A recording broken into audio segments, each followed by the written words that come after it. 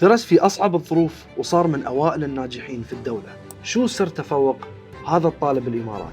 أنا عبد الله خميس، حصلت على المركز الثاني في الدولة على نظام ثانوية التكنولوجيا التطبيقية.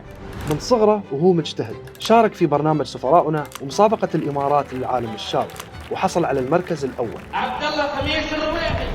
قبل امتحانات النهائية بفترة قصيرة يمكن هو بدأ يمرض، شفنا إنه عنده ستيج 4 كانسر، فكان شوي صعب إني أوازن من بين الامتحانات وإني أتم وياه في العناية. هو كان يسألني إنه هل راح تطلع من الأوائل؟ فأنا كنت أقول له إنه مو متأكد. هو مسك إيدي أتذكر هذاك اليوم وقال لي لا، أنا أبغيك تكون من الأوائل. أول ما خبروني كان جايني اتصال من صحيفة وما كنت أدري. بنفس اليوم هو كان طالع من جراحة، أتذكر راح وطلب إن نسوي توزيعات حلوى نوزعها على كل حد من فرحته. لكل مجتهد نصيب.